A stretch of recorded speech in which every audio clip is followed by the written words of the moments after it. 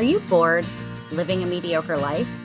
We were too, and we know how to change that. Each week, we'll leave our comfort zones to explore a new topic, then step onto our soapboxes, a safe space to sound off on our latest adventure. Come explore with us. All opinions are welcome. This is a mindset. This is a lifestyle. This is Siren Soapbox.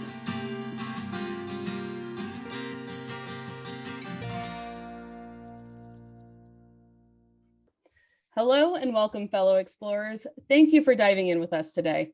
Our mission is to inspire each other out of our comfort zones to explore. Find out how you can explore with us on sirensoapbox.com. We have a link for a free month of Audible, information on upcoming challenges, and how you can get your hands on our coloring book, a great way to relax and explore art. Join us now, guaranteed to spark some exploration. Did you know that the first person to run what inspired the modern day marathon, Phidippides, was from Greece in 490 BC? It wasn't the 26.2 miles like nowadays. He ran around 300 miles in 3 days, heroically relaying news to and from the battlefields and marathon to the capital of Greece, Athens.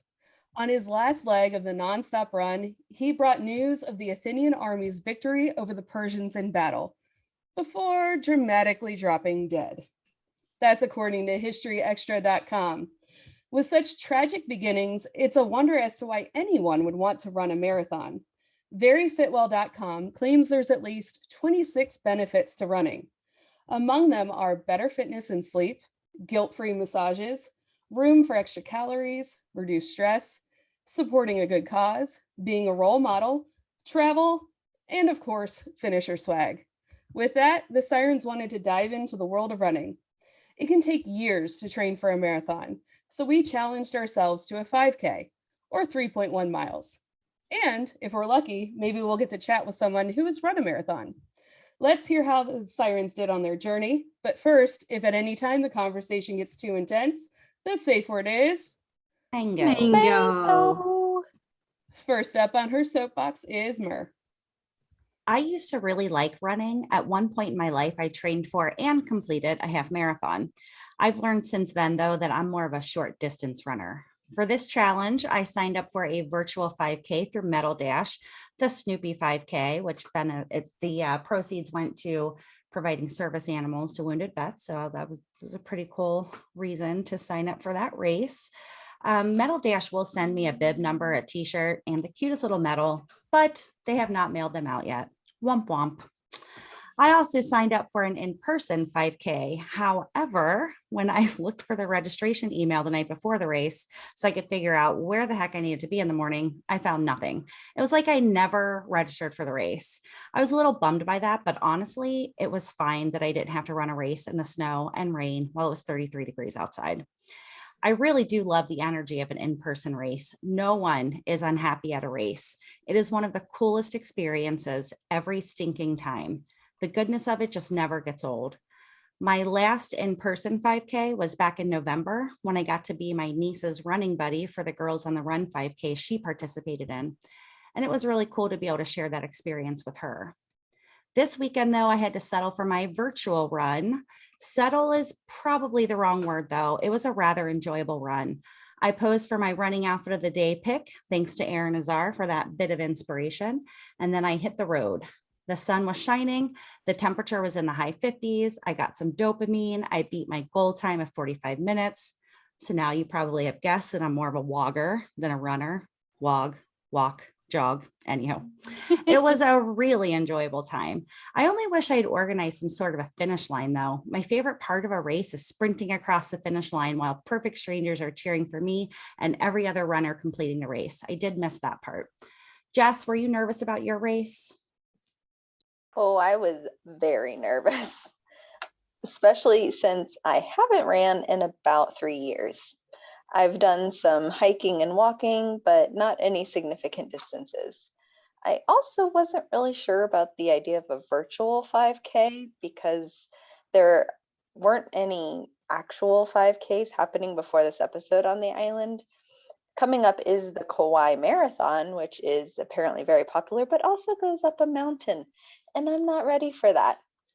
So I found a virtual race that spoke to me, the Save the Chubby Mermaids 5K. I love manatees and the shirts were purple. So as displayed by the lovely TC. So I had to do it. I like the motivation of in-person 5Ks. So I was worried about the virtual because I thought I might give up without anyone holding me accountable. Sorry. So I watched some motivational TikToks as done by the wonderful Azar, and I asked Ben to join me to hold me accountable. We dug out our running shoes and we hit the Kapa'am multi-use trail. It has a really long Hawaiian name. I'm not going to try to say it because it'll be terrible. So I wasn't positive I would even be able to walk the whole distance because it took me about 8 months to be able to run an entire 5K when I was running regularly. And I also have super weak ankles. I've broken one of them 5 times and the other one twice. But the trail is fairly level and nicely paved. It also goes along the shore, so there's great views and a constant breeze. We did get close to wanting to call it quits, but Ben said we're almost to the halfway point, and at this point we have to turn around and walk all the way back to the car anyway, so why not just finish? Bless that man. My GPS wasn't actually doing very well, and when we finished, I plugged in the distance into Google, and we actually did 3.6 miles, so over 5K. We did it in about 1:20, which I was pretty pleased with because my running time for a 5K, I still can't break an hour, so pretty excited about that. I'm still sore and sunburnt, but I am really excited to start training again and hopefully improve my time, even if I walk it. Elsie, you're not a stranger to 5Ks or even marathons. So how did this go for you? Oh my gosh, you guys. I don't think you can ever forget what it's like at a race, but I will tell you it was better than I remember it. The past couple months have been rough and I've not been able to get out and train as much as I wanted to. I had signed up for the Run the Bluegrass half marathon, which I did virtually the past 2 years because COVID, and thought, maybe since it's in person, it would motivate me more. This will be my 3rd time trying to get back into the flow of running. When you're used to running 8-minute miles, coming back in at 14-minute miles, it's hard to stay motivated. I've run 2 marathons, around 25 half marathons, and countless 5Ks. So I've been comparing myself too much to the good old days. And then add to the fact that I like to push myself too hard the first few runs, get too sore, and then I just stop training altogether. So come race day, I was going to switch to the 5K, but I decided to push myself and compromise, and I did the 7-miler. I'd like to think that I got my money's worth since I really got to take in all the sights in my walk/jog. It was a beautiful spring day in Lexington, and there were lots of flowers and horses all along the trail. Plus, I got to do the first 2 miles with my mom. It's been our yearly tradition to do this race for almost a decade, and it was so nice to be in person again. It was way out of my comfort zone at the finish when I was being cheered on to run and finish strong, when at this point, I was just happy to be finishing it all. But I will tell you what, there's just something about when you're in the groove and you're one with the pavement, it almost feels like you're flying, and it is the best natural high that you will ever experience. And you just have to do it yourself to truly understand how amazing it is. And this experience has inspired me to keep going. For the past 2 years, I've looked to Erin, aka Miss Space Cadet, for motivation. She doesn't take herself seriously. She has always found ways to make her runs fun and interesting, and it has been really cool to watch her journey. And she started from running to the end of the street to the stop sign, all the way to her first marathon. Most importantly is Erin's bravery to be vulnerable with her audience. I really think it's important to keep track of those hard times and remember those small steps that were taken to overcome them. TC, were you a runner before this challenge? A long time ago, when I lived in Cincinnati, I watched Flying Pig Marathon runners as they ran down a street near my house. There were young runners, old runners, seriously athletic runners, new runners, fast and slow runners, all different ages, shapes, and sizes. But what they all had in common was determination and support. Runners are one of the most supportive groups of athletes I've ever seen, and people watching were yelling such supportive things to everyone. I stood on that corner watching all of these strangers pulling together, cheering, offering water, and being very positive to each other, and I cried. The next day, I told my brother about this experience. He asked if I wanted to run. He claimed he could have me running 2 miles straight in 1 month. So I accepted the challenge and headed to a store that specializes in running shoes. On May 24th, 2011, we started the challenge. I was out of my comfort zone. I had never been a runner, and I had zero faith that I would ever be able to run 2 miles. On June 22nd, 2011, slightly less than 1 month later, my Facebook post was, "Today I ran 2 miles." Fast forward to this challenge. I haven't kept up with running. It's been years. So I started training, then almost immediately caught some kind of cold. The day after I started training, I spent the entire day in bed. Then yesterday, the day before this episode, I knew I had to do my 5K. I was not looking forward to it. There were so many excuses I could have used, but the tagline on Erin Azar's I'm Mrs. Space Cadet's Instagram account is what got me out there. She calls herself an expert struggle runner. Somehow, this idea that being a struggle runner was okay is what got my feet hitting the pavement. Well, that and the fact that it was Sunday fun day and I knew I couldn't drink until after my 5K. I ran for bananas and a can of McUltra. Oh, and the dopamine. My running outfit of the day, shark shorts and a perfectly imperfect tank top. I left the campground at Cane Bay and ran 2.7 kilometers along the Caribbean Sea, then turned and ran back. I picked a target in the distance and ran to that spot, walked a bit, then picked a new target and kept going. My goal time was to finish the 5K in less than an hour. It took me 50.29 minutes, and I felt great afterward. I'm not the only one who's been motivated by Erin Azar's struggle runner idea. Erin was motivated to start running after she gave birth to her third child and was feeling mentally and physically in the dumps. Her search for other newbie runners on social media failed, so she decided to start her own community. Erin has 85.8 thousand followers on Instagram and 753.7 thousand miles on TikTok. She's been very successful in creating a community of new runners. She serves as a model of going out there, even if you know it's not perfect, and not being afraid of people witnessing the whole beautiful mess of it all. Her advice to new runners is to not compare yourself to others and frame your experiences as little victories. The Sirens are very excited to chat with her about our little victories. So please help me welcome Erin Azar, the struggle runner, to this episode of Siren Soapbox. Welcome to the show, Erin. Thank you guys so much. It's fun to be here. I just need to say real quick, wow, congratulations, you guys, because you knew you had this deadline and you had to run your 5K somehow, some way, and everyone got it in. And I loved hearing the stories about it. So way to go. Thank you. Seriously, Thank pat you. yourselves on the back. I love that. Thanks.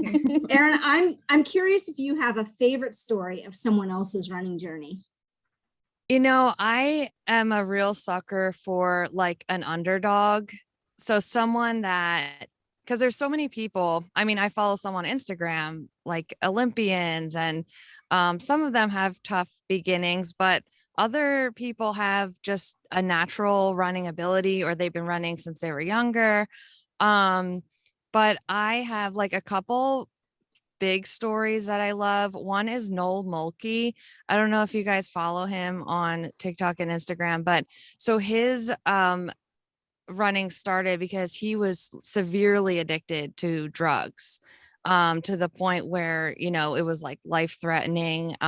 He was stealing from his parents, and, you know, it was just, he really reached a low, and he found fitness. Like, so he would run and bike, and fast forward to now, he's competing at like an elite level in triathlons. And so he's, you know, verified on TikTok and like tons of followers, and just really shares everything. Like and I think, like, if you look at him without knowing his story, you're like, oh, okay, well, he's a fit dude and it's easy for him. But just to know like the demons that he's fighting, and he uses running for that, is just so inspirational to me. And also my coach Alicia, when she was little, she like didn't fit in anywhere. She was in like a new school, she was in a new country, and it was really hard for her. And in gym class, which most of us, myself included, struggled in that gym class mile and never wanted to run again. Yeah. So she ran that thing, and her gym teacher was like, hey, you like, this is your thing.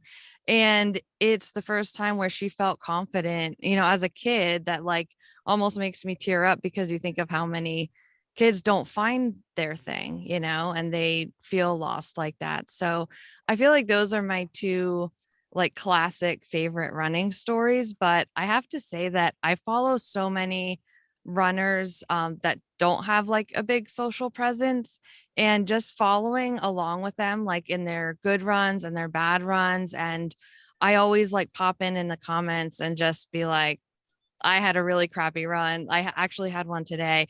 And I feel like just sharing that makes it feel like, all right, this person's still going, I'm going to keep going. So, but yeah, I love stories like that. So why was your run today crappy? What happened, Erin? I think it was a mixture of things yesterday. So today was supposed to be a quote unquote recovery run. I hate that term because it's like, it's the run at the day after your long run. So yesterday I did over 10 miles. My legs are sore. I'm tired. I'm also trying to force myself to be a morning runner, which is not going that great. And yeah, so I think a lot of things compounded, and I just felt like crap the entire time. Like there wasn't even one moment of it that I'm like, this isn't that bad. There's usually a brief moment, even in some pretty crappy ones, where you're like, oh, it's not that bad. Like I'm getting through it, but today was just horrible.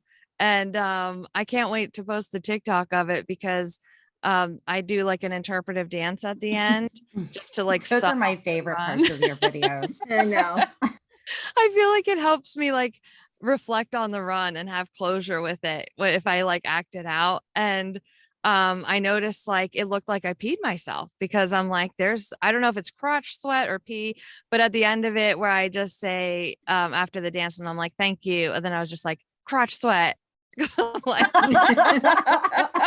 you know what I mean? I don't even know, but it made me laugh, and I was just glad for the run to be over. But yeah, that's, I think, why it was not good. Are you currently training for a marathon? I'm actually going to do the Pittsburgh half May 1st. And then that's kind of like part of my training for the Chicago Marathon in October. Gotcha. Wow. Yeah, which will be a full. Big Yeah. respect, because Pittsburgh's hills are no joke. That's So what I hear. I'm honestly huge scared. respect to that. Like I run hills where I am, but the fact that all the comments, whenever I say I'm doing Pittsburgh, they all mention hills. So I'm like, what if they're like massive hills? I think I'm running hills, but they're actually bigger, then I'm not prepared. But I mean, everyone else will be in the same boat pretty much, I think. So It means it'll there'll be a interesting. lot of downhill too. So Yeah. Sometimes I feel like that can be worse. So in Cincinnati, we have the Flying Pig Marathon, which is a big race that I don't know how long it's been going on, 20 years or something ridiculous, but there's a lot of hills here too. You like start really? downtown near the river, and then you run all the way up into like Mount Adams and kind of loop around, and there's lots of hills in Wow. our. Why do they do that for a But- marathon? The last 7 miles are completely flat, and there's no shade, and you can see the city and the finish line in the distance. Oh, okay. And it's just torture. No, it's awful, because it's like by that time the sun's beating down on you, and it's okay. It's later in the Oh. day. It's hot. Yeah. What Oh, time yeah. of year is that? it's in in- May. Yeah, it's coming up in Oh. a few weeks. Okay. So it could That's- be hot. That's the race I Yeah. was watching from my house, which was in May. And I Okay. started. Yeah. But I mean, it's Cincinnati, so it could be snowing, it could be 90 degrees, who knows? Yeah. It's a surprise, I guess. And you get that where you are too, I'm sure. Yeah, a little bit. And it's in the spring. It's like I was running the other day. I had gloves, and every time I took my hand out of my glove to film something for like 2 seconds, it would go numb, like it hurt. It was so cold. I'm gosh. like, it's spring. What is I going know. on? It's There's insane. tulips. How are the tulips surviving? Or whatever they're called, daffodils. No, I have tulips in my yard too. And Oh, okay. that's why I wasn't super sad when I couldn't find my registration information about the race on Saturday. It was really cold. Yeah, I bet it. I mean, here we're not that far from Ohio, really. So Right. I can imagine how cold it was there. Yeah, I can't imagine any of that. Yeah, shut up, TC. She says I'm so from jealous. an island. I In the know. Caribbean. Although we were just visiting my parents in Puerto Rico, and like humidity does bring a whole another level of difficulty for me, because I sweat so much, and it's like no matter how much I drink, like electrolytes and everything, I'm just depleted. I feel like it's really hard. Yeah, Puerto Rico's not, it's like 60 miles, the island. I don't know what part of the island you were on. Puerto Rico's a big island, Mhm. but I don't feel like it's that humid here. We're pretty close though. Oh, okay. Yeah, I mean, but I'm not saying it's like has to be super humid. I'm talking like a little humid and I'm dying. So yeah, Yeah, I That's like to another- run when it's like 40 degrees to 60 degrees. That's my happy spot. oh yeah, for sure. Yeah, anything in the 40s to 60s I could totally do. And it's not too cold, not too hot. Yeah. But that's why I'm trying to become a morning runner now, because I can beat the heat on my Yeah. long runs. And it's hard. I feel like some people can move in the morning and other people can't. And I'm not with it. I can't. Yet. You can't yet, Erin. Right. I'm trying. I'm really trying to stick with it. Everyone's like, you just gotta, keep doing it for like a month. I just think of people like that Jocko something, and I don't know the names of the other people, but they're all about like that hustle culture and that grind and the waking up at 4:30 a.m. And I'm like, not everyone's body works like that, dude. And you don't have a menstrual cycle, first of all. So you don't realize what it's like to one week feel like, yeah, I can wake up at 4:30 in the morning. I feel amazing. And then the next week, if you do that, you can't survive past noon without a nap. It just drives me insane sometimes when I hear people talk like that. It's funny how everyone's different that way, because for me to wake up and go to work and work a full day and come home and not have seen my puppy all day, the last thing I want to do is put on the shoes and go run. I would much rather do it in the morning and get it over with. And then that also, I feel like that motivates me to be healthier all day long, because I don't want to waste that grind I just did. Right. No, it's so true. And I just listened to a podcast. They had a doctor on, I cannot remember her name, but she specializes in addiction. And she was talking about the science behind like the pain pleasure, like your body has to get back into homeostasis. So when you give yourself a small dose of pain, like a workout or a run, your body needs to increase the dopamine levels to reach homeostasis again. And I'm like, that makes sense why it's better to do it in the morning. And then you can enjoy that feeling all day. So yeah, I'm really trying. I'm just not doing it at 4:30. That's for sure. No. Yeah, that seems unreasonable. We have an episode coming up where we're all trying a certain supplement for a month. And we talked to some people who specialize in supplements and told them what we were hoping to change. And so the one I'm taking is called Dopa Boost. And so I don't necessarily have to deal with the pain to get my dopamine boost. Oh, okay. I don't want to give a spoiler. I'm curious if it's working though. But I know you probably want to save it for the episode. We'll send you a message to tune into that episode. When it comes. I'll have to. But I still think there's nothing that quite beats actually going through some of the pain to get the dopamine. I think the natural chemical that your body produces is probably the best. I agree with that. Yeah, I could see that. So We're all chasing it though. Oh yeah. True. After your first marathon, how sore were you? Oh my gosh. So the first one that was virtual that I did that. Ugh. Um, I was so sore and chafed so bad because I didn't really understand like where um to put the chafing stuff, like the anti-chafing, whatever that's called. So I missed all these areas and I was so sore. I don't think I could properly move or get up or walk for like 4 days. And stairs, like going downstairs was a nightmare. Um, but the New York City one that I did this past November, I was really tired and I think I had some things that felt sore, but it was nothing compared to that virtual one. Wow. So Yeah. I think the virtual 5K was fine because it was a short enough distance, but a virtual marathon, you were by Yeah. yourself, I assume, unless you had a whole group of people running this virtual marathon with you. What was that like? Yeah, I had my husband and my coach. So I was really spoiled in that sense, but it's still the things that suck about virtual races were all there. Like there were no porta potties, there's no hydration and fueling stations, there's no crowds to keep you going. You're running through traffic and crossing streets. Wow. Yeah, so it was at first I'm like, oh my gosh, I have it so easy because I'm not completely alone. But I'm like, no, this sucks. Like I didn't even want to be with them at one point because I was so miserable. But yeah, I'm glad that I did it just to have like that experience. And um, I think I learned a lot of mental toughness during that. And during that whole training cycle, and mainly because I never physically ran a marathon before that.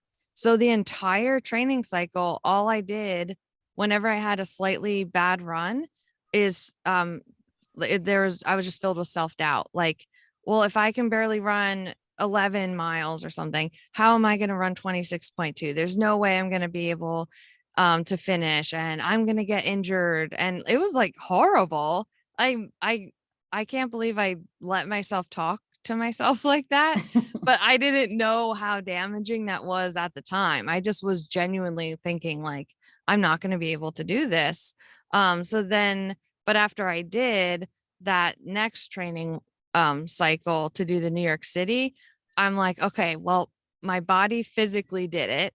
It wasn't extraordinary, but I crossed the finish line, the theoretical finish line. And so I know if I just keep training that I'll be able to do it again, barring any, catastrophes or something. But I think just it shows what a positive mindset can do in terms of making progress. So I'm wondering if as you get better and better at running and you run more runs and you you become a different type of runner. I mean, what's going to happen when you're no longer a struggle runner? And I mean, Yeah. that'll change the flavor. That's what I loved about Mhm. all of your social media, is that it made me feel like, hey, I can do this and I can look ridiculous and it's okay. Yeah, the thing is, I'm always going to look ridiculous. That's just how I am. It doesn't matter how good at something I am, I always look ridiculous.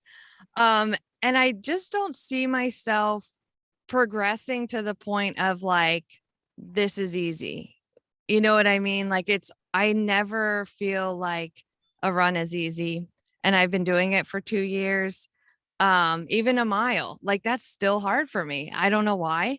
But I do feel like the idea of struggle running, I think is more of a unifying thing because I feel like I follow some runners on Instagram especially, and they've been in the Olympics. Like they're really obviously talented runners, but they have bad days and bad runs. I love following Alexi Pappas on Instagram. She did this run for Ultra the other week, and she's like, I puked, I shit myself. Oh, sorry if I shouldn't curse. No, No. it's fine. We can cuss. You're good. Yeah, so that was like her caption, and it was so I was sad for her, but like it was refreshing to hear because I'm like, everybody is a struggle runner. Like there's some people that their egos might get in the way and they will say like, no, I'm not. But you have a difficult run. And I feel like that is what I mean when I say struggle runners. So it's really, do you want to be, do you want to embrace that or not? I feel like a lot of the reason why some, especially beginner runners, quit is because we don't make it fun and we take ourselves too seriously. Whenever I tried to start running in the past, that's how I was. I was like, okay, well, the average, or pace for someone my age is this. So that's what I should be doing. And I'm like, now to my past self, I'm like, you just had your second baby. Like, why are you, how are you going to run like that? But I would quit every time. I would run for like 2 days and get discouraged. So yeah, but I feel like if we just laugh at ourselves and laugh at the struggle and find community in that, we're just more likely to stick with it. Yeah, I really like that. Then that is a big part of what got my feet on the pavement on Sunday, that I'm going to go out there and struggle, and that's okay because I'm going to do it. I love that. I love that that helped you get out there, even though you didn't want to. When you now said I kind of do want to. One of my favorite books is the Alphabet series, and it's about a private investigator named Kinsey Milhone, and she runs regularly. Mhm. And in a lot of ways, I don't know, there's a lot of similarities, but that running thing, she makes me want to run when I read those books. I don't know if you've read any of them or if you I like haven't. fiction, but they're good. I should check them out because I need all the help I can get sometimes just to get out. Erin, when you said the person you followed or whoever, they shit themselves during the run, that was Mhm. something that doing runs before COVID and then post COVID, coming back into being in person, I forgot the humanity of it all. Like people are hot and they're sweaty and they smell and everybody's spitting and snotting everywhere. Like Yeah. that's something you forget. And like literally, like you said, everybody out there is struggling in some way. And Yeah. that's the beautiful thing about it. Everybody is supporting each other and helping each other on. Yeah, I feel like when people start, or even if they go through like a rough patch, it's so easy to feel isolated and be like, that was really hard for me. And then you go on social media and it's like, wow, they just ran 10 miles with a 7-minute pace and that was slow for them or something. And it's like that you feel like you're on an island by yourself and you're the only one that's having a hard time running. So then what's the point of why should I keep going? Like no one else is having a hard time. And that's what I love most about, I feel like my platforms in general is just that support. Like I feel comfortable sharing what I share because I know someone else out there is feeling like that or looking like that. Um, and the comment sections are just like a support group basically because people are commenting. My absolute favorite thing that I see in my comment section is somebody, like a group of people replying to someone else's comment, and it's completely hilarious. Like they're all just self-deprecating and like commiserating and everything. And I'm like, I wasn't even here. You guys are having a party and I love it. So do you have any gear recommendations for people that are starting to run? Like I was following you on TikTok before you started listening to music. And that was Wow. that That's was so funny. long ago. Oh I my mean, was that a God. game changer for you or what? Yes. It affects me so much listening to music to the point where I have to wait. If I need to start a run really slow, I have to not have my music on because if I do have it on, I will run faster. And then I kick myself later because out of, energy too early into the run. So that's like the actual physical effect that it has on me. And I never thought that that would be a thing until I got those Aftershock, or now they're Shocks headphones. But yeah, that was a total game changer. And I'm sure that's something like so specific to each person though. Because it'll even depend what song I'm listening to like, if I'm really the run that I told you about earlier, it was so bad that I felt like my feet were like cinder blocks. And I'm like, there's no way. Like I just have to walk. I'm just gonna walk. But I was running late. So I'm like, I can't walk. I have to run. So there's this song. I think it's called Mama de la Mama or something. Oh my gosh. I have my playlist, and if I'm like really not doing well, oh, it's La Mama de la Mama. And it's so lively, and it just gets me going, and I'm like dancing past, our neighbors' houses, and on my way home. But yeah, definitely music is a game changer for sure. Who else likes music? Because I don't like music. I like to listen to my breathing. And in fact, sometimes I'll count my breaths and I really concentrate on my breathing. You like music, Mer? Oh yeah. I in fact, yesterday I had to find my over the ear headphones because I've been wearing earbuds a lot at work, but I can't run with those. They'll just fall right out. My ears are shaped and they weird or hurt. something. Yeah. So yeah, I'm definitely a listen to music while you run kind of girl. Elsie?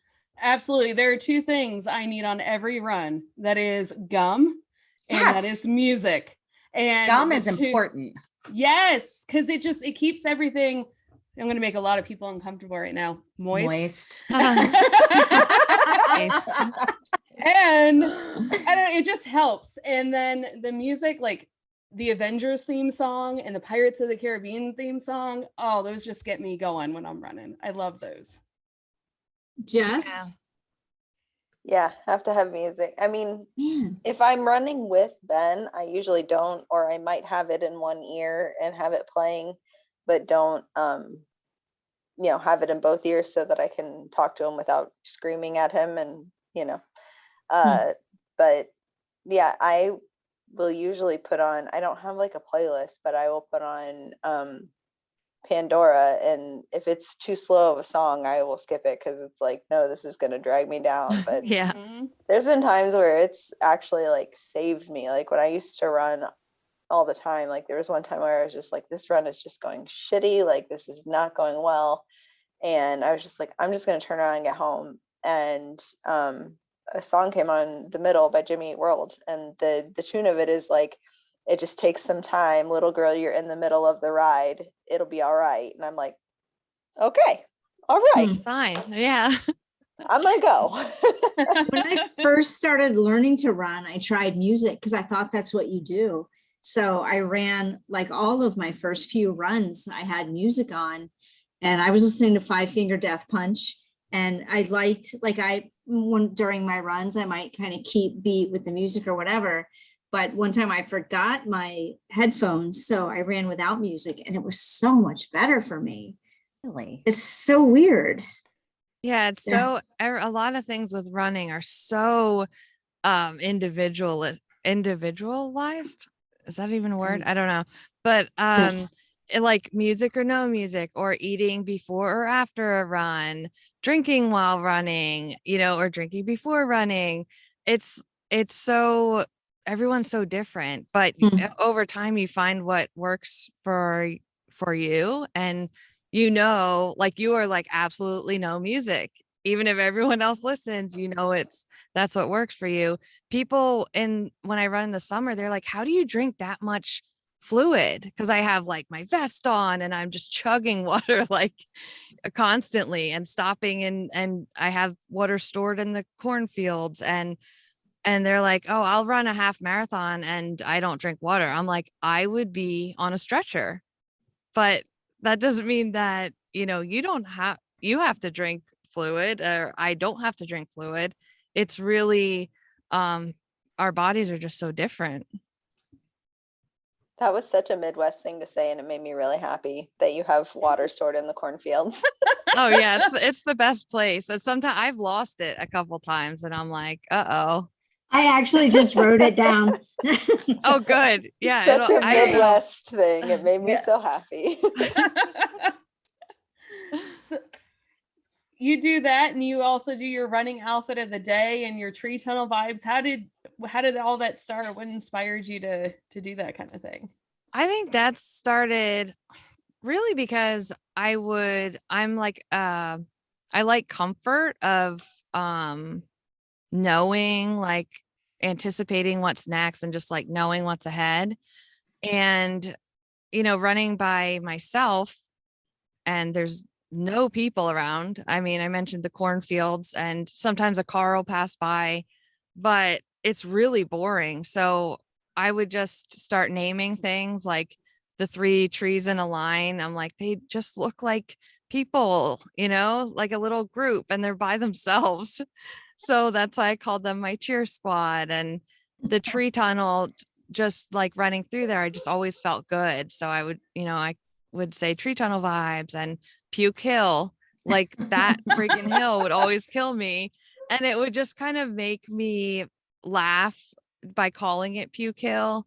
And yeah, so it was really like for my own entertainment and comfort at first. But when I would say them in the videos, I feel like some people watching would also like to see them each day, or to see the tree tunnel in the fall, like with the changing leaves and stuff. So yeah, I don't know. I think it just came out of, I needed to entertain myself. Well, And, it worked. Yeah. And it entertains it's- us, because I feel like I know your run route now too. Yes. I want to organize something like maybe next year, because I want it to be really fun, but almost like a retreat or something, to where I could run with a group of people the route that I always film, and they could see like the cheer squad and the tree tunnel and the guinea hens, the cows. I feel like that would be so fun. People would love that. Yeah. There TC. are yield signs on my route that have one word on them, and it's the word slow. There are 2 of them. And so every time I know where they're going to be, I start running and I just give them the finger as I run past. I mean, I'm What? sure I'm still running slow, but screw them. Yeah. They can't tell you what to do. It's so funny. There was we had a really bad windstorm, and the stop sign at the end of our road, I always used to be like, the turnaround stop sign. It was when I think I could just barely run 1 mile, and that was like halfway. And I would turn around there, and that stop sign was in so many of my videos, and it got blown over in this storm. And my husband Dan was like, you gotta go, you gotta, get a video of it and say that it got knocked down. And I'm like, "Oh, what's the rush? Like I'll get it. It's gonna probably be down there for a while." And I forgot, like, oh, we live in the middle of nowhere. A stop sign that's down, the township will be there in like Right. 0.5 seconds. And I got the video clip, and it was and then next time we drove down the road, like half hour later, it was already back up. So Aw, yeah, man, you could have owned that stop sign. I know. I thought about it. But You could have stood on it, just stand on top of it. yeah, I know. So many memories with that stop sign. That is awesome. So do you have any advice for people that want to start running or want to get back into it? Yeah, I think just, I mean, you mentioned in the beginning, not comparing yourself to anybody. Sometimes I don't even like the idea of comparing to yourself. I know a lot of people are like, just only compare yourself to you. And I'm like, well, for some people that could run a 10-minute mile last year, now they're running 13. So I don't think that's always the best idea, but, yeah, just that, like, no comparison, and have fun even when it's not feeling good and it doesn't seem fun. Find something to laugh at. Like sometimes just the idea of how much you're struggling is hilarious if you have the right attitude. So I think just like sometimes you have to approach it with that and just have fun with it, and don't put a lot of pressure on, because if you want it to be something that you continue to do, you really have to give yourself grace. So the one thing that got me up and out of my house yesterday was putting on my running outfit of the day and having my Yeah. kid take my picture in it. Because I had these ridiculous colored striped socks on, and I don't know, they just made me happy. That was what got me out of the house Yeah. and to start running, was those stupid socks. Yeah, I love that so much. That's such a good point, honestly, because a lot of sometimes when I really don't want to get out, that's why I wear like really bright stuff, or that's why I put Team Struggle Run on a shirt, because I like to wear my feelings, like for that run. I like to go out there wearing how my brain feels, basically. Or a banana suit, Or a banana whatever. suit. Sometimes you just feel like a banana. That's It's the so other funny. thing. Did you have a banana for yourself at the end of your virtual marathon? No, Oh, I don't I even did. think. me Oh, too. good. I'm glad I that you did guys too. thought about that. Because when I used to run 5Ks, I would always joke that I was running for bananas. And so at the Yeah. end, the bananas that grown on St. Croix, I think, are the best bananas I've ever eaten in my life. They're only about this Oh, big, but they're mhm. so good. So I had a banana at the end. Wow, I'm glad you guys thought of that. I did not. And I don't even remember if we didn't even plan food, I don't think, afterward. Oh, it was obviously during the pandemic, like the worst Mm, shutdown part. So we couldn't even find like anything that was open to eat, like fast food or anything. right. Oh, I think the only thing was fast food. I wanted pizza. So We you I mean, had to, I always want pizza. Yeah, right, me same. too. So is that why is the shutdown, the pandemic, is that why your marathon was virtual? Yeah, I actually signed up for the Philadelphia Marathon that year, and when everything shut down, that race was obviously canceled. And so I stuck with that same date, because I didn't even want to change the date, like push it back or anything, because I'm like, that's a reason that I will keep pushing it back and not do it. I just know myself like that. Like I have to be really strict with it. And yeah, so that's why I ran that one virtual. There are virtual runs, which I'm going to convince the Sirens to do, that they have a route and a map, and they go through and they take pictures all along the route. So you turn the app on, and if you run, say you run a mile and it's a 10-mile thing, you can do it in bits and pieces, but later you can go back and look at the map and look at the area that you just virtually ran through. And then all of the people who are doing it together are dots on the route. So you can keep track of where your friends are. It's pretty cool. Yeah, that is really neat. I feel like there's a lot of really good innovation that happened in terms of running during the pandemic, because when you think about it, although races were canceled, the amount of people that started running during the pandemic, especially women, from what I remember of the statistics, is massive. So they had to do something like to give people incentive to keep it up. So yeah, I'm glad that happened, but it's also so nice to be able to run a race with people.